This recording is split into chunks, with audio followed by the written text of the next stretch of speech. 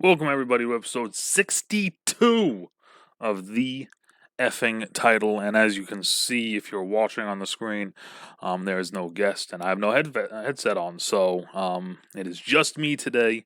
We couldn't get anyone on for this episode, so we're doing it live. Today's topic is going to be the defensive top 5 NFL draft picks by position. Last week we did the offensive. This week we're doing defensive. Next week we will have the mock draft. So we will be going over D-line today, edge. An edge rusher is like outside linebackers or DNs. Linebackers, corners, and safety. Because defense is a little bit different than offense, you can have players playing multiple different roles. Some of the players that I have listed are on other boards going to be listed like I have a linebacker that is an edge rusher. I have a safety that is a linebacker. Like I've moved people around for my opinions, my viewpoints, and that sort of stuff, just so everyone knows. Okay. So to start off, though, we're going to start off with the big boys. We're going to start off with the defensive line. We're going to start off with number 1, Christian Barmore. Christian Barmore is a sophomore from Alabama. He is a typical Alabama big man, right? He's 6'5", he's 310. The thing is, though, is he doesn't play like he's 310. He plays more like he's 275. He has good pass rush moves. He can get to the quarterback. And one of the things I'll say right now, while I think of it, a lot of these defensive linemen and edge rushers, they have very good moves, very good hands, but a lot of them are scheme-based.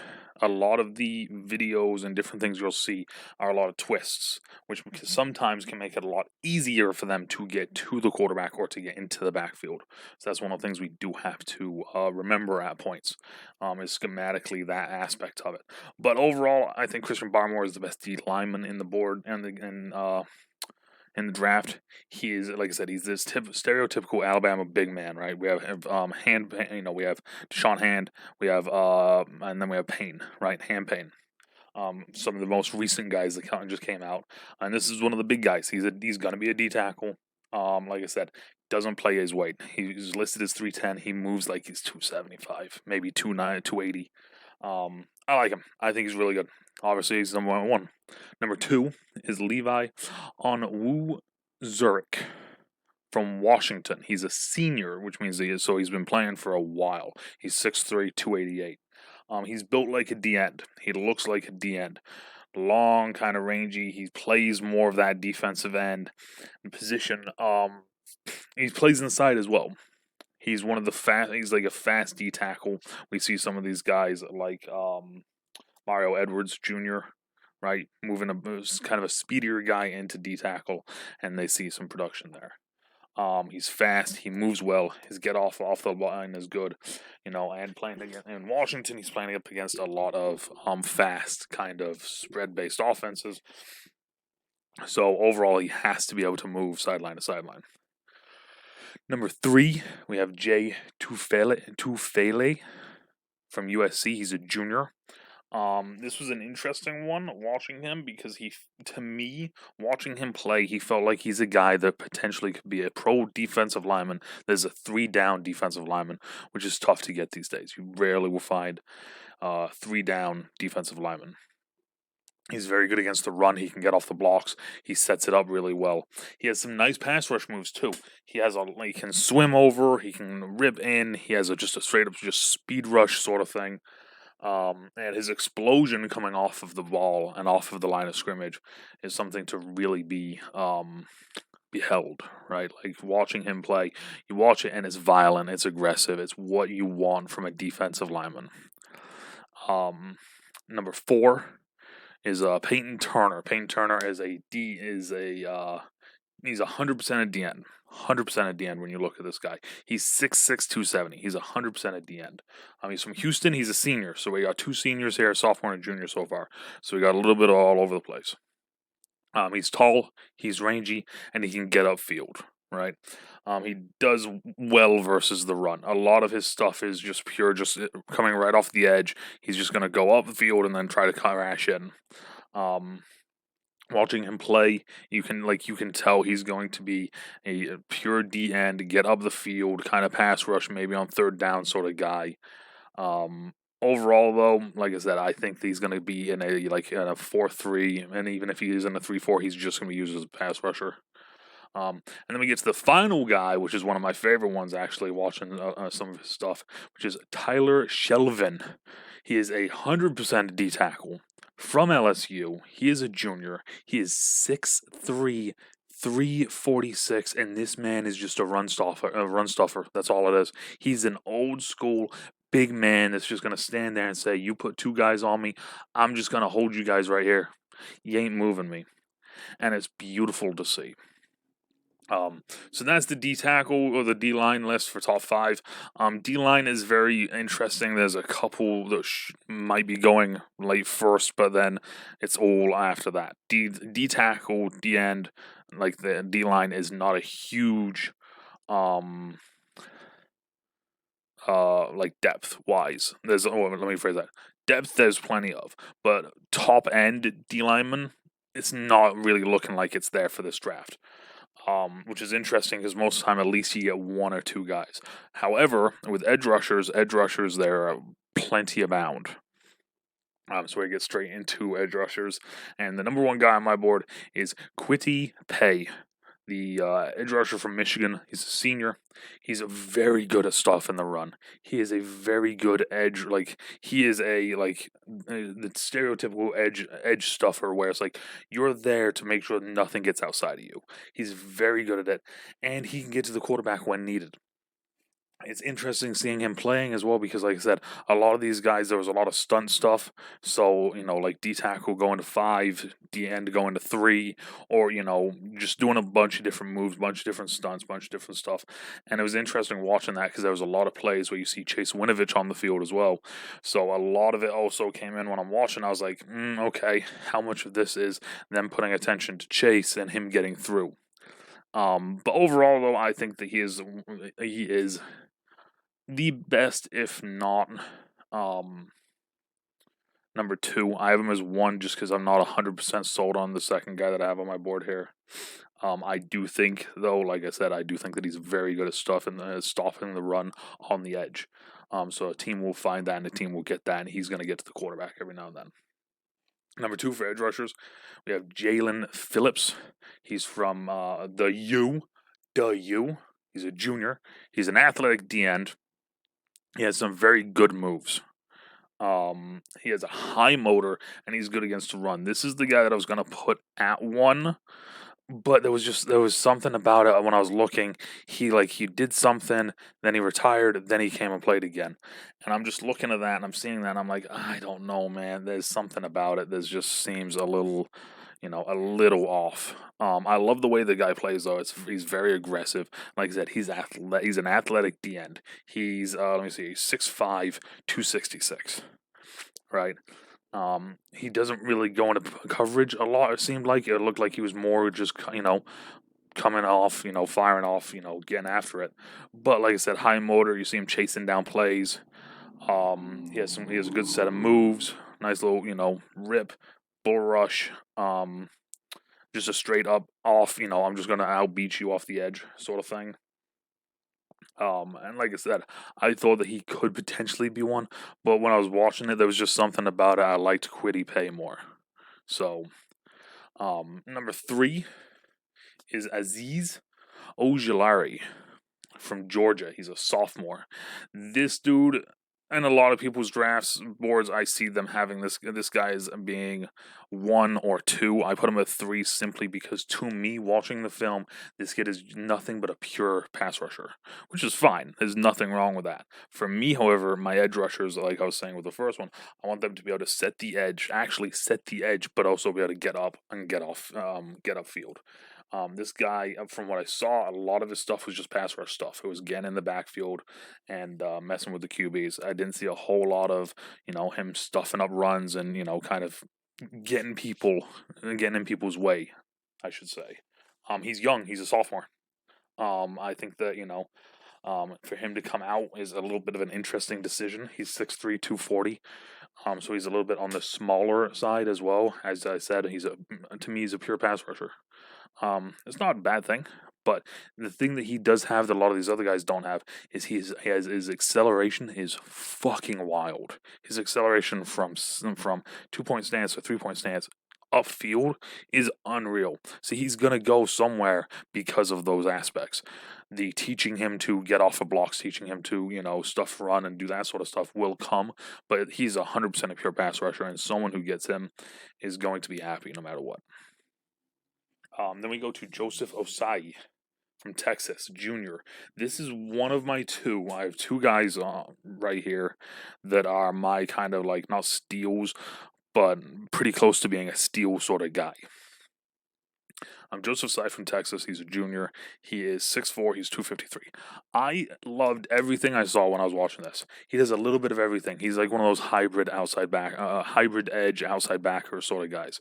He pass rushes well. He run fits well. His coverage is okay. He's a guy that's going to go to a team that does a lot of stuff on defense, and they're going to find a way to use him and get at this production that he had in college to another level.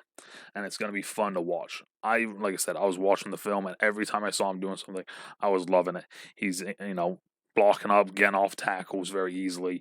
He's, doing some great pass rush moves, and he drops into coverage, which I haven't really mentioned with the last three guys, right? So it's an edge rusher that can drop back if needed, which is always a nice thing. And the final guy is Jason Oweh from Penn State. He's another sophomore, another young guy. He's very much like Osai, but I don't think he's not as experienced. So just watching him play, you can tell that like there's just little things that he doesn't have simply from just playing and being on the field, which is one of those things that is you can kind of tell the players that have been on the field longer versus the players that haven't, just with some of the very little things that they do. He's 6'5", 253, great frame, great body. Overall, I think he's going to be solid. But for me, he rounds out my edge rushers, though. Edge rushers are another really high one on this one random website that I have here. For total ranking out of 50, like the top 50 players, there's 1, 2, 3, 4, 5, 6, 7. So edge rusher is one of those ones where there's multiple different layers. We're going to see multiple edge rushers be taken every draft, I feel, or every round, I feel like. And, somewhere down the line, someone's going to get a good pick. And like I said, I really like Joseph Osai, and I want to see where he goes. That's one of my big ones that I liked. The second one is going to be coming up here, a linebacker. Sorry, I got a little parched. So the linebacker in this draft is really good. I think that this draft, though, has the linebackers is there's the first set of it, and then there's a little drop off, then there's another little core set, then there's another big drop off. So first off, the number one, not even a question asked, hands down, this is the best linebacker, in my opinion, is Micah Parsons. Penn State, he's a junior. He's 6'3", 245. Sideline to sideline, comes after the quarterback, drops into coverage. He's just a freak. He's a playmaker. He's the guy that's just going to do everything. This is the guy that when you see him, he's going to be a player in the NFL. He's going to be a guy that's going to be a stalwart on a team in an NFL team. I'm really intrigued to see where he goes because he is currently ranked at number 8 on here, and there are a lot of people saying that he will be a top 10, maybe even top 5 I've seen pick. But like I said, he's sideline to sideline. It's beautiful watching him play. So now my number 2 guy is one of the first of my switch players. So my number 2 guy is Javen Collins. Tulsa, he's a junior. He is 6'4", 260. He's a little bit of a bigger guy. However, he doesn't play like he's 260. This is a guy that everyone has listed as an edge rusher, but when I was watching the film, I saw him more as a traditional linebacker. He's athletic. He's fast. His football smart. Like his football smart knowledge, you can see it. As soon as the lineman double team, he's immediately hitting the hole, getting in the backfield, making the play. He drops into coverage, but he's not going to drop straight away. He's going to wait, slowly start dropping, read the quarterback's eyes, and go get the ball. This is another guy kind of like Micah Parsons. The only difference is that the level between Penn State and Tulsa is a little bit, and because he is a little bit of a bigger body. I don't think that he's as fast as Micah Parsons. I do think that he is fast and he is athletic. But overall, damn. This is a kid that I feel like people need to watch out for because I think he potentially could be a steal in this draft in either the late first or early second, in my opinion. Now we go to the next tier down for linebackers, and I'm starting off with Jamin Davis. He is from Kentucky. He's a junior. He's 6'4", 234. He's a downhill thumper. He's the guy that's going to come downhill. He's going to hit people, and he's going to get after it when people are running. His coverage is okay. He's not a coverage linebacker. He's a guy that you get in the game to come downhill, meet blocks, and get off blocks, hit people. That's his whole shtick, and he does it very well. As soon as he sees, the hole open, he's hitting it, he's in the backfield, and he wraps up. Didn't see a whole lot of times of him, missing tackles or, going for the big hit and bouncing off kids. He's going downhill, he's going to thump people, and he's going to get the ball. But like I said, coverage-wise, though, it didn't look the greatest. But overall, I see, like I said, this is the next tier down.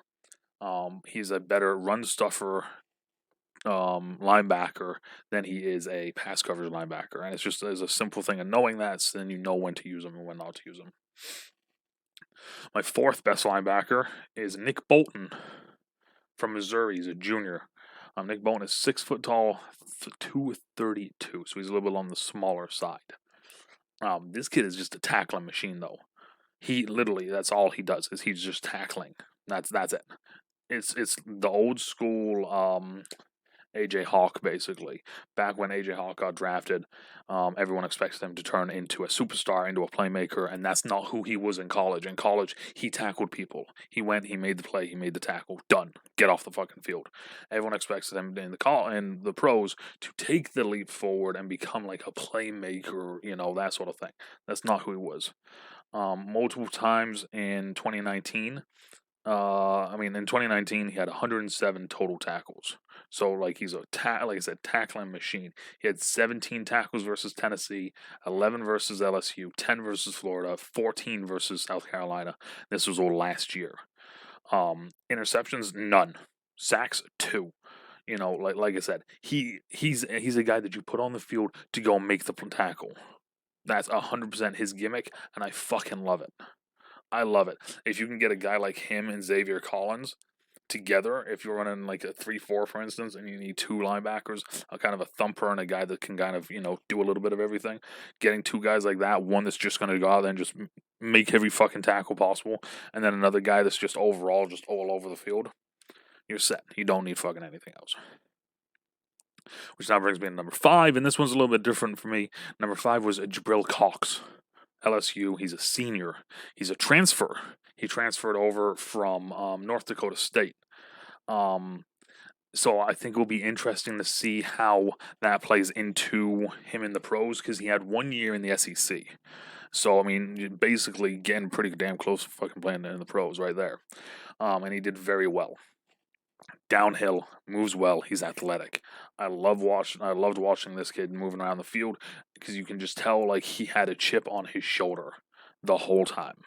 And you could tell it, and I fucking loved watching it, because it was a full chip on your shoulder. I was at North Dakota State, I shouldn't have been here, now I'm at LSU, I'm gonna fucking rip it up. And that's what he did. He had 3 interceptions, he had multiple games with 7+ sacks, 7+ tackles. He had 1 sack at the beginning of the year. He's, like I said, he's more of a guy that is,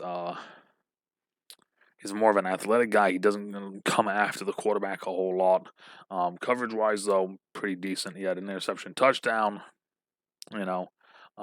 couple pass deflections. So overall, I'm interested to see what happens with him. Mind you, there is also like Baron Browning, and Chaz Shurett.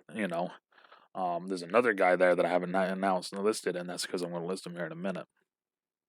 But now we're going to move on to corners. We're going to move on to the old fast boys. So I actually have a tie here for number one corner. And this one took me a little bit of watching the different stuff and everything to fully be like, okay, I'm gonna do this as a tie. And it was because it was between Patrick Surtain II from Alabama, junior, 6'2", 207, and Caleb Farley from Virginia Tech, also a junior, also 6'2", 207. When you watch them playing, it's very similar, right? The only difference is Patrick Surtain is playing in the SEC, Caleb Farley is playing in the ACC. Both of I don't think that you can go wrong with either one. I think they are both incredible fucking players. Just their coverage skills are bar none. They both are gonna hit people. If anything, the only true difference that I saw from watching the two videos back to back, because I watched both from back to back, and then I watched them again back to back, but I switched the order right. Patrick Surtain hits better, in my opinion. I think that because of him being in the SEC, he has to hit better. And Farley more felt like he's going to make the ballsy play.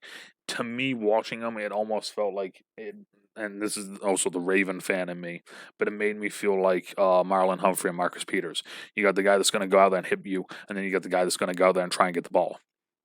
And that's what these two felt like with Surtain being like the Humphrey, I'm going to hit you, I'm going to make the play, I'm going to end this, but I'm very good at covering and I'm going to do what I do. And Farley being much like Marcus Peters, where it's like, I can hit you, but I want to make the play. I want to make the ballsy play. I'm going to go and try, bait you into making this throw, and then I'm going to pick you off and take it to the house. But easily, bar none, above everyone else, these two are 1 and 2. For me, they're both 1. Then we go to Asante Samuel Jr., which is fucking weird. Thinking about it for me, watching Asante Samuel play, and now I'll be watching his son play. Florida State Junior. He's athletic and he's ballsy, and I love it. I loved watching the film of him. Moves around well. He's going after the ball. He's making he's coming back, breaking on stuff and diving at the ball when he's diving at it. It's a very ballsy, dangerous play, but it worked for him a lot of times. The main thing that I want to know is he's 5'10" and he's 184. And I don't know if he's going to get bullied by bigger receivers like DK, even like a Dez sort of guy. Just the bigger Allen Robinson, these big receivers, are they going to be able to bully him, or are they going to use him more as okay, we're going to put you on like the slot guy, like a Scotty Miller, okay, you go follow him. It'll be interesting to see. But there's a lot of cockiness, and I fucking loved watching it. I thought it was kind of one of those corners that's like, I know that I'm better, so I can do this. And I liked it. We got J.C. Horn, though, at number 4 from South Carolina Junior. Completely different. Tall and rangy, 6'1", 205. So he's more in line with the first two guys. The only thing is that it felt like he was more of a man-to-man corner. And he's always consistently, it doesn't look like he's going for the ball. It doesn't look like he's trying to make the play. It looks like he's trying to end the play. He's always going for the breakup. He's always getting his hand in. He's always just as soon as the guy starts to catch the ball, the arms are coming down. And I liked it. And tall, like I said, he looks tall and rangy, and overall he just sticks to people. Being able to break up the pass is one of those things as well, where it's that's not a every corner sort of thing. There's a lot of corners that will wait for you to make the play, tackle you, bring you down, that sort of stuff. So seeing a guy that is his whole shtick, it felt like, was I'm gonna break up whatever the fuck you do. Was nice. And then at number 5, I have Greg Newsome the second from Northwestern. He's a junior. The reason why I put him on over guys like Tyson Campbell from Georgia or Aifetu Melu Fonwe from Syracuse was because I felt like Greg Newsome was the best open field tackler, which is a very difficult thing to do. He's a good cover corner. He does that very well. But the one thing that I really liked watching from him was the fact that in the open field, you rarely saw him missing or not making the tackle. It very much felt like he was always there. He breaks down, he gets it. Or as soon as the guy gets the ball, they turn and he's right there to make the play. And like I said, tackling an open field, that's a very tough thing to do. So the fact he's doing it in the Big Ten is a tough thing at times. So he rounds off my corner list, and the corners are kind of the same thing as like the linebackers. It's different. There's almost like different tiers, but it looks like there's going to be almost in every single round. There's going to be basically a couple corners going off the board. So that is good to see for the teams out there. I know a couple of the teams out there that do need some corner help. So, and now we go to safeties. Safety's an interesting one. Safety, we start off with Trayvon Moehrig, TCU junior. He is arguably a defense playmaker to the extreme.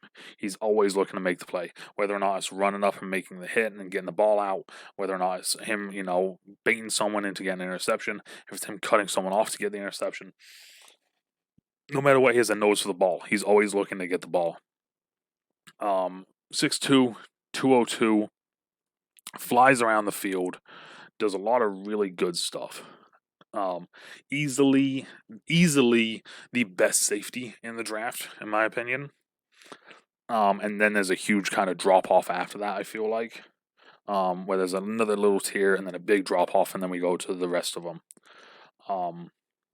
He's easily the best safety out of the whole thing. Watching him play, he plays with a tremendous amount of confidence, and like I said, overall, he's just a defensive playmaker. He's looking to change games, and he did in plenty of games for TCU. The next one is another one of these guys that I moved from linebacker to safety, and this is Jeremiah Owusu-Koramoah. Koramoah, yeah, from Notre Dame. Sorry, senior. He's 6'1", 215. He is a big safety. And that was the very first thing that I started saying to myself when I'm watching him play and seeing him play. He felt like a safety playing linebacker. He was in more coverage and then blitzing either off the edge or blitzing inside, or, it felt like when he was blitzing, it was like very much almost like a gimmick sort of blitz. Like it was a package thing, not just like, let's send this linebacker. But like I said, just his size alone as 6'1", 215, that's a bigger safety, in my opinion. So I moved him to safety. I think that he will probably be a pass coverage and pass down linebacker, but in my mind, I'm putting him as safety. He plays like one, hits well, and coverage is good. He was man to man and wide receivers. So I mean, at this point, like I said, I'm putting him as safety. Then this is where a drop happens, and we immediately go to Javon Holland from Oregon, junior. Tackles for days. This dude is a tackling fucking machine. He's good in coverage, and the best thing that I liked about him, and this is the reason why I moved him up above number 4 on my board, is because he's a special team expert. He's a returner, and he goes down in the field to make plays on kickoff. To me, guys like that are great because that means that they're going to do a little bit of everything, and that's easier for you to make rosters, but it also shows that you want to contribute, right?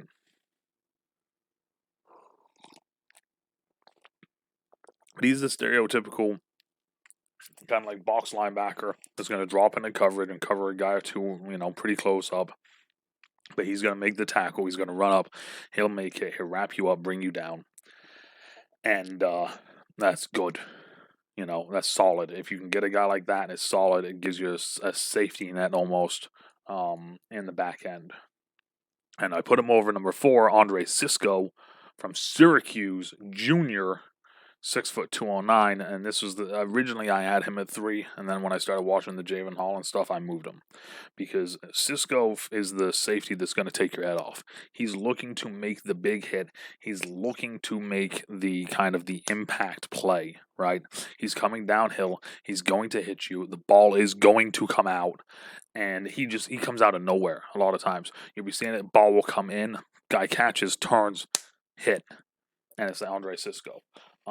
It's been a while since we've had kind of some safeties like that in the league, so it'll be interesting to see him go from Syracuse to going up against some of these pro teams and pro receivers. Like I said, I have him as number 4 on my board. I like the way that he plays. It's a very aggressive style, and he's going to be a perfect fit with some team out there. And the final guy on my board, is Ardarius Washington from TCU, another TCU guy, sophomore. And now, as I said last week, with the running backs, I wasn't a huge fan of putting 2 running backs on there. With safeties, it's a little bit different. Because of how much I was saying the Trayvon Moehrig did, being the playmaker and everything, Washington was the pure coverage safety. And it makes sense when you see all the stuff that Moehrig doing with coming off the edge, going for the ball, dropping into coverage, floating over stuff. Washington was just kind of there, covering people. He's in the middle of the field. He's following guys. He's moving around. He makes the tackle. It doesn't look the best, but his whole shtick, though, and you can see it when he's playing, his whole shtick is, I'm the guy, no one's beating me.